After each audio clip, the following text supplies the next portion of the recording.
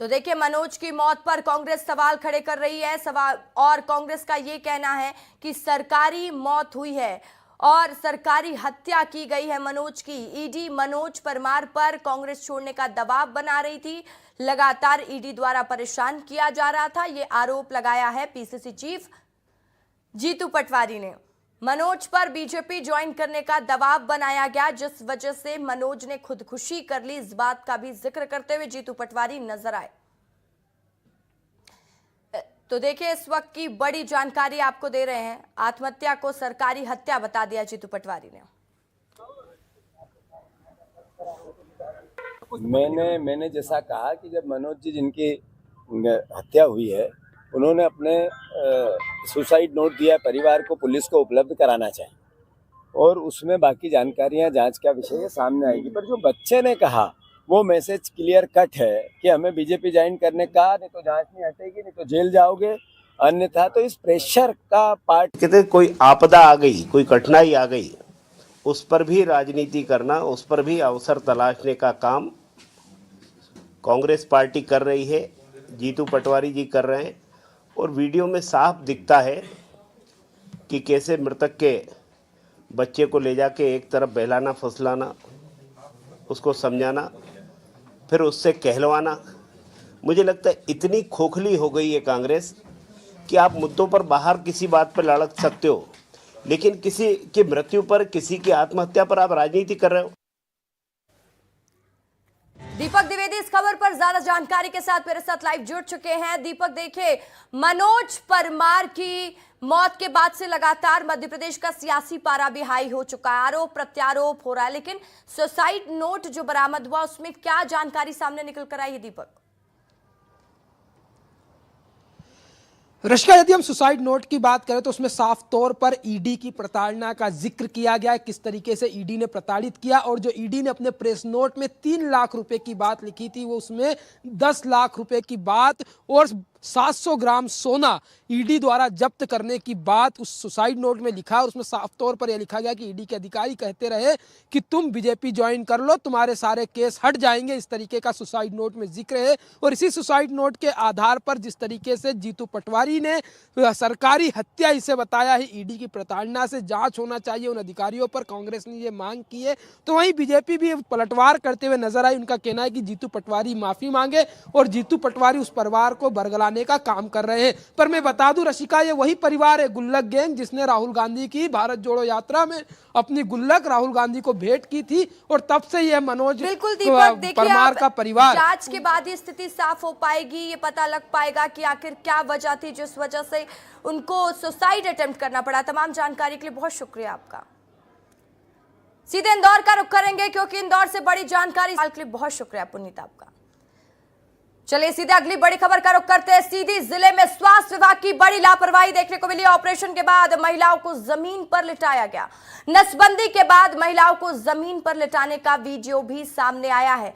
महिलाओं को बेड तक नहीं मुहैया करवाया गया, जमीन पर महिलाओं को लिटाकर नसबंदी की गई। तो उस वक्त की बड़ी जानकारी और सीधी से फिर एक बार ऐसी तस्वीर सामने आई है जो स्वास्थ्य विभाग की बड़ी लापरवाही को दर्शाती है। नसबंदी के लिए महिलाएं पहुंची हुई थी, जिसके बाद महिलाओं को जमीन पर ही लिटाया गया है। चल रहा है उसमें हमारे डॉक्टर काफ़ी मेहनत कर रहे हैं। कल भी मैंने जो रिपोर्टिंग ली थी तो लगभग 9 बजे तक हमारी जो सिविल सर्जन है और बाकी जो डॉक्टर है वो थे कैंप में। आपने जो ये बात कही बिल्कुल इस तरह से नहीं होना चाहिए। जो हमारी सैनिटरी फैसिलिटीज़ है वो प्रॉपर रहनी चाहिए वहाँ पे। तो मैं इसको इंश्योर करवाऊंगा कि इस तरह की व्यवस्थाएं ना हो। पिछले साल नहीं मिला था ना, पूछा गया था कि तुम लोग ऑपरेशन क्यों नहीं इसमें विंडो में भरी, और तुम लोगों का पैसा गया कि नहीं गया, कुछ नहीं पूछा गया। अच्छा, यहाँ जमीन में लिटा करवावा था ऑपरेशन, तो कहीं में ऑपरेशन हो चाहिए। जमीन में तो नहीं हुआ, मतलब उसमें दरी और बिछौना जो कुछ है तो उसमें बिछाए हैं। सर एक बात और, हम लोगों को पकड़ने के लिए बोलते हैं, तो क्या हम लोगों की ड्यूटी यहाँ पे लगती है पकड़ने के लिए?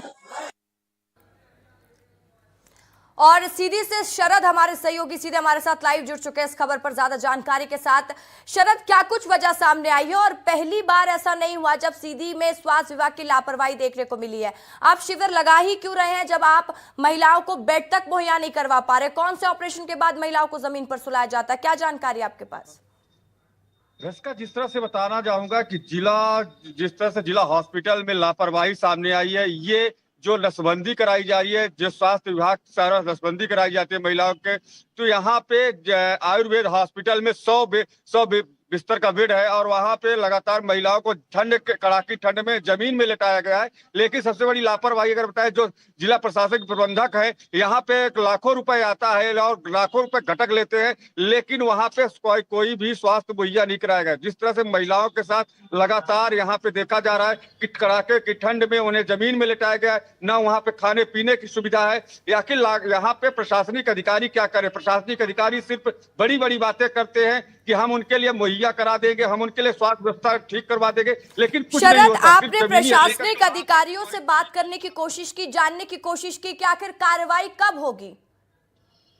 जिस तरह से मैं आपको बताना चाहूंगा कि यहाँ पे जो अपर कलेक्टर हैं, तो उनसे हमने बात किया, उन्होंने कहा कि जल्द इसमें कार्रवाई करेंगे। जो ये हो रहा है ये नहीं होना चाहिए। सरकार जो इसके लिए अच्छी मुहैया रकम अदा करती है, अच्छे यहाँ पे पैसे अदा करती है, लेकिन लगातार अगर देखें स्वास्थ्य विभाग की लगातार ये लापरवाही जो है सामने आती है। लेकिन कार्रवाई के नाम पर सिर्फ कागजों में कार्रवाई होती है, जमीनी हकीकत कार्रवाई किसी भी अधिकारी के ऊपर नहीं होती।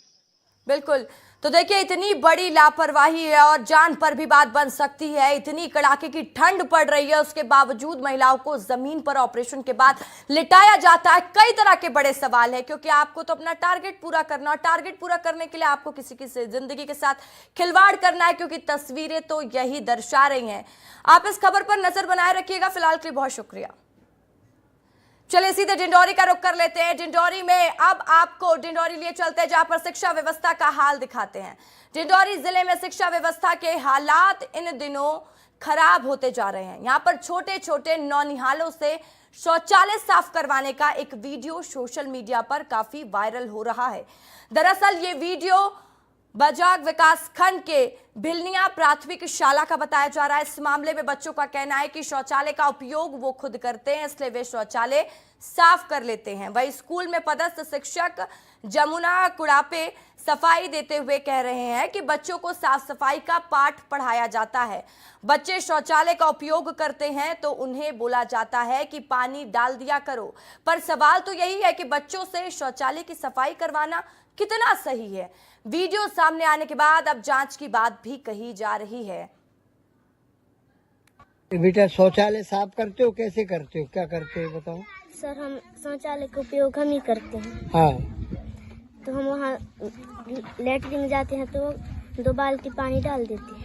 हाँ, और ब्रश से साफ भी करते हो? जी सर, आपके माध्यम से सूचना मिली है प्राथमिक शाला भिलनिया में जो शौचालय है वो बच्चों के द्वारा साफ किया जा रहा है। अगर ऐसा है, शिक्षकों को स्पष्ट निर्देश है कि बच्चों को ऐसे काम में ना लगाया जाए अकेले, और इसको मैं जन शिक्षक को भेजकर जांच करवा के जैसा कुछ होगा उचित कार्रवाई की जाएगी।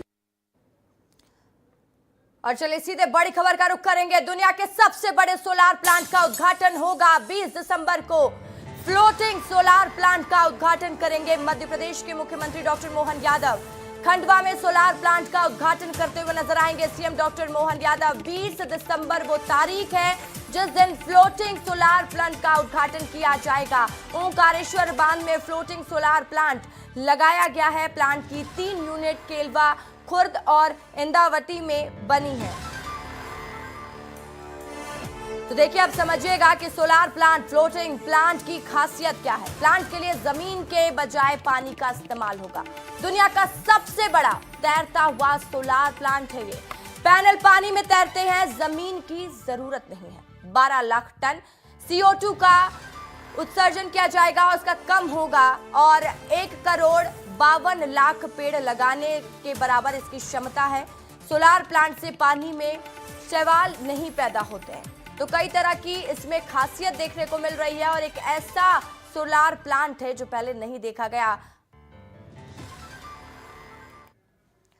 तो सीधे रुक करेंगे रीवा का। रीवा से बड़ी जानकारी सामने आ रही, जहां पर शराबी शिक्षक को डंडे से पीटते संकुल प्राचार्य का वीडियो वायरल हो रहा है। विस्तार न्यूज ने खबर को प्रमुखता से दिखाया था, जिसके बाद रीवा संभाग के कमिश्नर ने निलंबन की कार्रवाई की है। दरअसल जवाहर हाई स्कूल में पदस्थ शराबी शिक्षक मुन्ना लाल कोल का वीडियो वायरल हुआ था,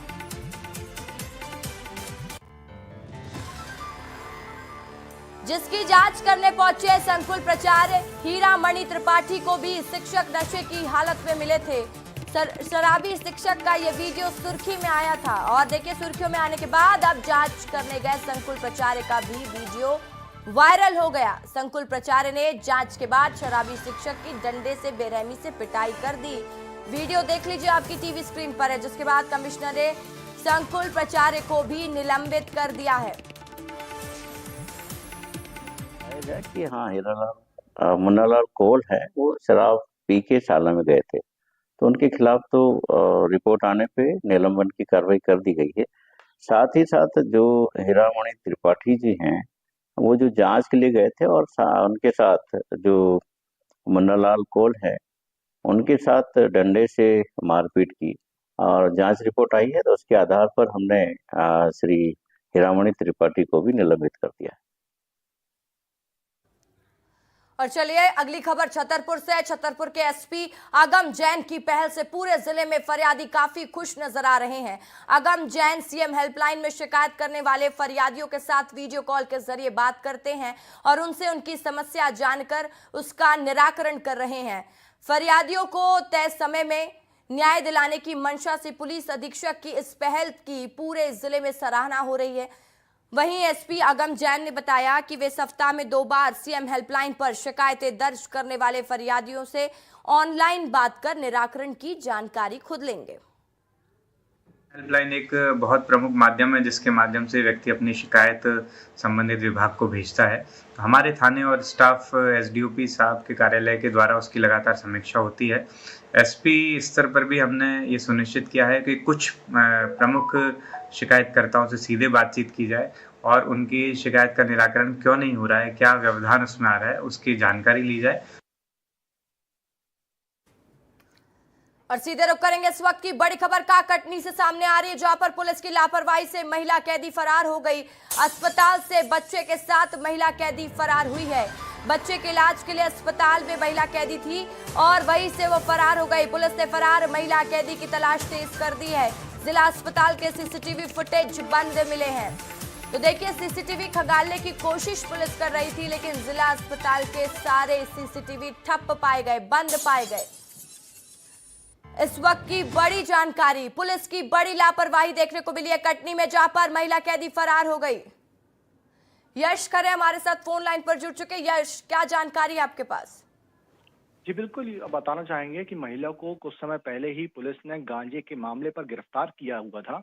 उसके साथ एक छोटा सा बच्चा था, जिस पर तबीयत खराब होने पर आज जब उसे जेल से अस्पताल उसका इलाज कराने के लिए भेजा गया था, तभी वह वहां पर पुलिस कर्मियों को चकना देकर वहां से फरार हो गई है। यह जानकारी लगते ही वहां पर और जो पुलिस कर्मी थे सभी एकत्रित होकर उस महिला को ढूंढने का प्रयास किए। चूंकि महिला की एक तस्वीर भी जो है सोशल मीडिया पर आ रही है कि महिला बच्चे को लेकर पलंग पर लेटी हुई है। यह कयास लगाया जा रहा है कि महिला की सुबह की फोटो है, जब पुलिस अपने अधिकारियों को बताती है कि हम महिला की पास है, महिला की मौजूदगी में है, उस समय की फोटो बताई जा रही है। फिलहाल जो है वहां पर जब सीसीटीवी देखने का प्रयास किया गया तो सीसीटीवी टोटल ठप्प पाए गए। यानी कोई अगर बड़ी जनहानि होती है अस्पताल में तो वहां पर पता नहीं लगाया जाएगा, क्योंकि वहां के सीसीटीवी बंद हैं। इससे समझ में आता है कि विभाग भी जो है, अस्पताल का विभाग भी है, वह लचर व्यवस्था है, जिसको लेकर अभी तक पूरी जो कार्य प्रणाली है पुलिस वालों की वह देखी जा रही है। लगातार बड़े अधिकारी जो है वह इस पर नजर बनाए हुए हैं। ठीक है, तमाम जानकारी के लिए बहुत शुक्रिया आपका। तो देखिए, डिजिटल अरेस्ट के मामले लगातार सामने आ रहे। एक और बड़ी खबर डिजिटल अरेस्ट को लेकर है। डिजिटल अरेस्ट के आरोपियों पर पुलिस का बड़ा एक्शन देखने को मिल रहा है। इंदौर से बड़ी खबर है, डिजिटल अरेस्ट मामले का 7वां आरोपी गिरफ्तार कर लिया गया है। बंगाल के कूच बिहार से ठगी का 7वां आरोपी गिरफ्तार किया गया है। 12 दिसंबर को आरोपियों ने ठगे थे 1 करोड़ 60 लाख रुपए। बंगाल के कूच बिहार से आरोपी अभिषेक चक्रवर्ती पुलिस की गिरफ्त में आ गया है। कंप्यूटर सेंटर संचालित करता था गिरफ्तार आरोपी अभिषेक। आरोपियों ने 60 बैंक खातों में ट्रांसफर करवाई थी ठगी की राशि। 25,000 के कमीशन पर आरोपी ने ठगों को दिया था ये खाता। इस वक्त की बड़ी जानकारी, 7वां आरोपी भी गिरफ्तार। अपने कॉर्पोरेट अकाउंट से राशि ट्रांसफर करने वाले 7वें आरोपी को पुलिस ने गिरफ्तार कर लिया है। पश्चिम बंगाल के कूच बिहार से आरोपी अभिषेक चक्रवर्ती की गिरफ्तारी हुई है। कंप्यूटर सेंटर संचालित करता था यह आरोपी। पहले बैंक ऑफ महाराष्ट्र में खुला था अकाउंट। ठगों ने खाता रिजेक्ट किया तो बंधन बैंक में खोला कॉर्पोरेट अकाउंट। देखिए किस तरीके से ये पूरा गैंग काम कर रहा था। 12 तारीख को डिजिटल अरेस्ट के दिन कई आरोपियों को गिरफ्तार किया गया था और 7वां आरोपी भी पुलिस की गिरफ्त में है। अब फरियादिया जो कि इंदौर की निवासी है, सीनियर सिटीजन है, 59 ईयर्स ओल्ड है। उसके पास 9 तारीख को एक कॉल आया था। 9 नवंबर को उसके पास एक कॉल आया था। उसने बताया कि जेट एयरवेज के जो मालिक है, आप क्या उनको जानते हैं? उसने जब मना किया तो उसने बोला कि मैं आरबीआई से बोल रहा हूँ। फिर उसके बाद उस पर लगातार सीबीआई और क्राइम ब्रांच इस तरह से उस पर आरोप बनकर उससे बात की और उसको बताया गया कि मनी लॉन्ड्रिंग का पैसा आया है और इस तरह से उसके साथ 1 करोड़ 60 लाख की ठगी कर ली थी। डिजिटल अरेस्ट किया गया। चलिए अगली खबर का रुख करते हैं। मध्य प्रदेश सरकार अवैध उत्खनन पर लगाम लगाने के लिए खनिज अधिकारियों को लगातार निर्देश देते हुए नजर आ रही है, लेकिन कटनी में अवैध खनन रोकने का नाम ही नहीं ले रहा है। प्रशासन के नाक के नीचे ही खनन माफिया अवैध खनन कर रहे हैं और उत्खनन का बकायदा रात में परिवहन कर सुरक्षित स्थान पर पहुंचा देते हैं। वहां से किसी अन्य खदान का ट्रांजिट पास लगाकर फैक्ट्रियों को सप्लाई करने के लिए निकल जाता है।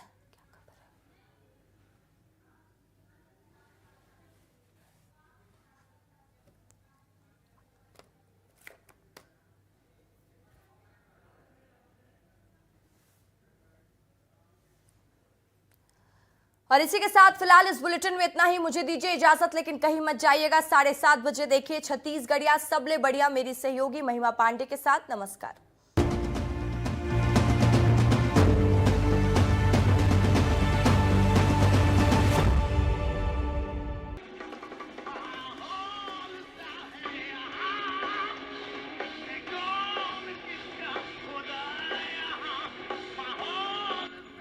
क्या सिंगर है नमा, 5000 लोगों को एक साथ खुश कर देता है। कभी देखा है ऐसा कोई? हाँ बेटा, 70 लाख महिलाओं को 70 लाख महिलाओं को मिली खुशियों की सौगात। हर महीने दिए जाएंगे 1000 रुपए। छत्तीसगढ़ समर रहा है, ये आगे बढ़ रहा है, प्रगति अब कर। सुशासन से बदल रहे हालात, महतारी वंदन से मिल रहा आधी आबादी को सम्मान। गरीब, युवा, अन्नदाता और नारी, विकास के 4 आधारभूत स्तंभ आज मजबूत भारत की नींव है। यशस्वी प्रधानमंत्री श्री नरेंद्र मोदी जी के विकसित भारत की संकल्पना को मध्य प्रदेश में साकार करते हुए मुख्यमंत्री डॉक्टर मोहन यादव द्वारा प्रदेश में जन कल्याण एवं विकास के लिए 11 दिसंबर से 26 जनवरी 2025 तक मुख्यमंत्री जन कल्याण अभियान चलाया जा रहा है। अभियान में केंद्र सरकार एवं राज्य सरकार की 100% सैचुरेशन चिन्हित हितग्राही योजनाओं तथा लक्ष्य आधारित योजनाओं में हित लाभ प्रदान करने के लिए वंचित पात्र हितग्राहियों का घर घर सर्वे कर चिन्हांकन किया जा रहा है। अभियान के दौरान शिविरों के माध्यम से चिन्हित सेवाओं का हित लाभ प्रदान सुनिश्चित किया जाएगा। मुख्यमंत्री जी द्वारा जन कल्याण के लिए किए जा रहे दृढ़ संकल्पित प्रयासों से मध्य प्रदेश की विकसित प्रदेश बनने की राह आसान होगी।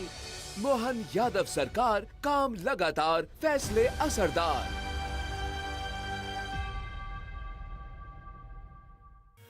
एक नए अध्याय की गाथा तुम्हें सुनाते हैं, छत्तीसगढ़ के 36 गुण को आओ तुम्हें बताते हैं।